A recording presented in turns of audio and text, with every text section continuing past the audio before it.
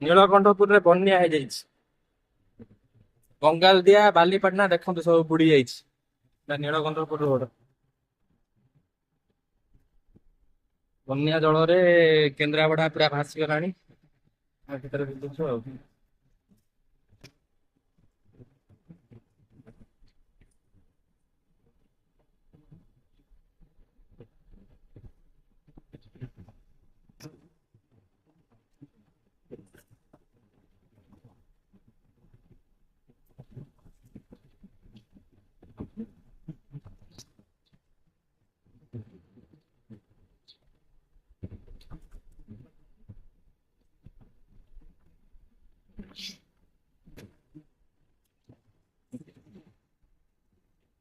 ସିଧା ସିଧି ମାନେ ଯାଜପୁରକୁ ଲାଗିଛି। ନୀଳକଣ୍ଠପୁର ଦେଇକି ଆପଣ ଅଳପୁଆ ଦେଇକି ଆପଣ ବରି ଦେଇକି ଏକାଥରେ ଯାଜପୁରରୁ ବାହାରି ପାରିବେ। ପୁରା ବନ୍ୟା ଘେରରେ ବୁଡି ଯାଇଛି। ଏଇଟା ବ୍ରାହ୍ମଣୀ ନଦୀର ବନ୍ୟା ସମ୍ପୂର୍ଣ୍ଣ ଭାବେ। ଲୋକମାନେ ପୁରା ବହୁତ କଷ୍ଟରେ ଏଠି ଅଛନ୍ତି।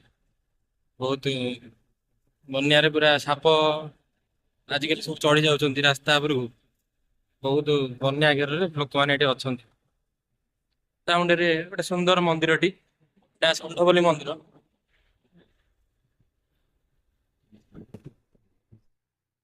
ଦେଖନ୍ତୁ କେତେ ଜୋର ଏଠି ବନ୍ୟା ଚାଲିଛି ନୀଳକଣ୍ଠପୁରରେ। ଷଣ୍ଢପଲ୍ଲୀ ନୀଳକଣ୍ଠପୁର ପଟ୍ଟାମୁଣ୍ଡାଇରେ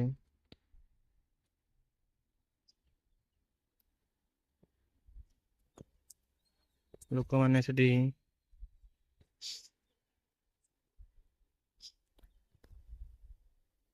ଲୋକମାନେ କେମିତି ଅଛନ୍ତି ଦେଖନ୍ତୁ କେତେ ଜୋର। ଆମେ ଗୋଟେ ପୋଲ ଉପରେ ଠିଆ ହେଇଛୁ।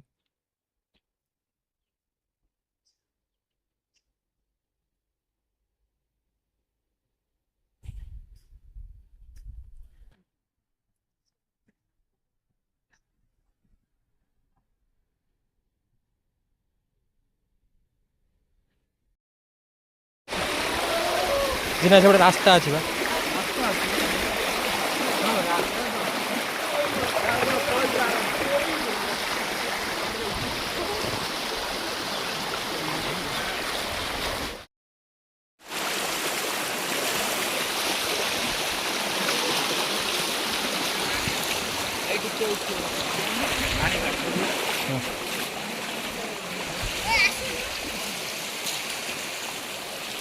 ଏଇଟା ହଉଛି ବନ୍ୟା ବନ୍ଧ। ନୀଳକଣ୍ଠପୁର ଯିବା ରାସ୍ତା। ଏଇଟା ଦେଖନ୍ତୁ ବନ୍ୟାରେ ବୁଡି ଯାଇଛି ପ୍ରାୟ। ଘର ଦ୍ୱାର ସବୁ ବୁଡି ଯାଇଛି। ଦେଖନ୍ତୁ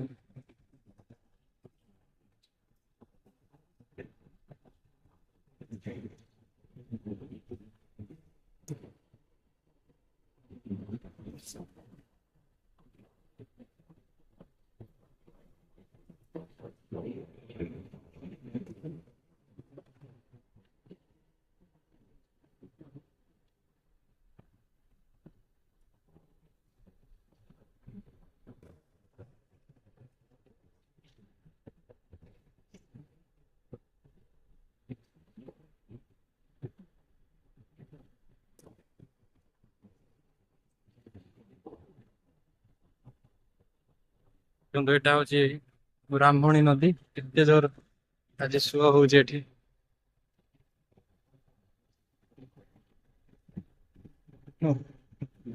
ପ୍ରବଳ ଜୋର ସୁଅ ହଉଛି।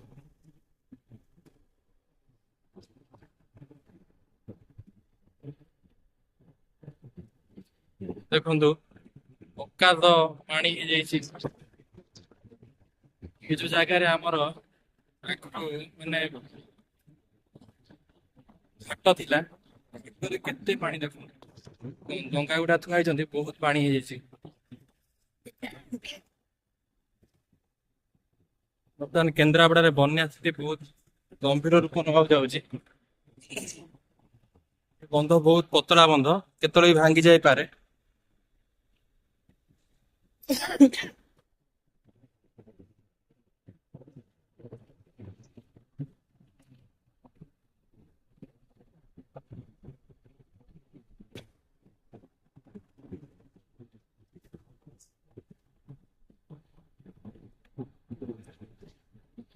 କ୍ୟାମେରା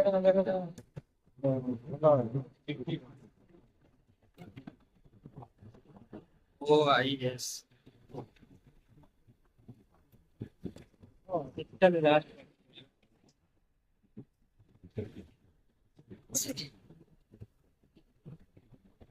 ସବୁ ପାଣି ହେଇଯାଇଛି ବୁଝିଲୁ।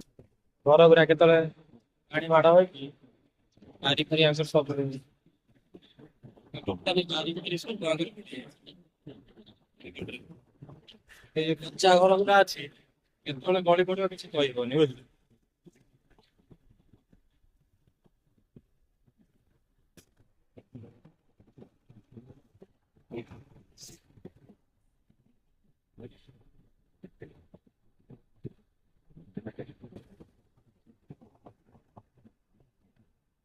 ଦେଖନ୍ତୁ ଏ ଟୋଟାଲି ବିଲ ସବୁ ନଈ ଥାଏ ସେଇ ଯୋଉ ଜଙ୍ଗଲ ସେପଟରେ ନଈ ଟୋଟାଲି ଜଙ୍ଗଲ ନେଇକି ଏପଟେ ପୁରା ବିଲ ପୁରା ବୁଡି ଯାଇଛି ଏଠି ସବୁ ଅକାତ ପାଣି ଟୋଟାଲି।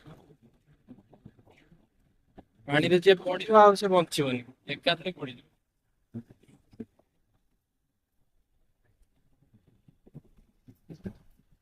ବୁଝିଲ?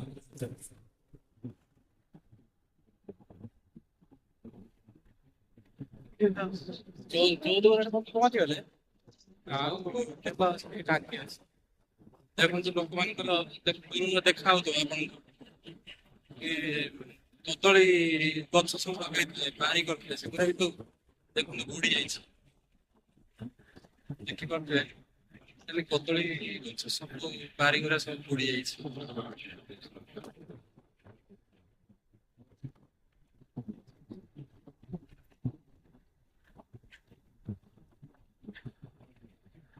ଭୟାବହ ପରିସ୍ଥିତି ବର୍ତ୍ତମାନ କେନ୍ଦ୍ରାପଡା ଜିଲ୍ଲାରେ ଜାଣିପାରୁଥିବେ।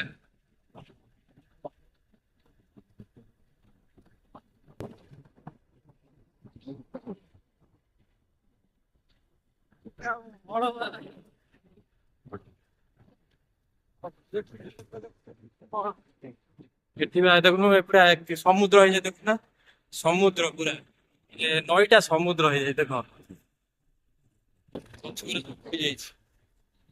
କୋଉ ଗୁଟୁ ଭୂତରଟା ଦରଗୁଡି ଶିଳା ଗୋଟେ ହେଇନଥିଲା କେଉଁଝର ଆମେ ତ ସେଠି ଯାଇପାରିବାନି ଆମେ ଏଇଠି ଏଞ୍ଜୟ କରିଦବା ଦରଗୁଡି ଶିଳାର ଦୃଶ୍ୟ ଆଉ ଦେଖନ୍ତୁ ଏ ସବୁ ଜଙ୍ଗଲ ଭଳିଆ ସବୁ ସବୁ ବୁଡି ଯାଇଛି ଟୋଟାଲି ବୁଡିକି ପୁରା ପାଣି ପାଣି ପାଣି ପୁରା ବେକେ ବେକେ ପାଣି ହେଇଯାଇଛି। ଆପଣ ଦେଖିପାରୁଥିବେ ଏଠି ଏଠି ଚାଷ ହେଇଥିଲା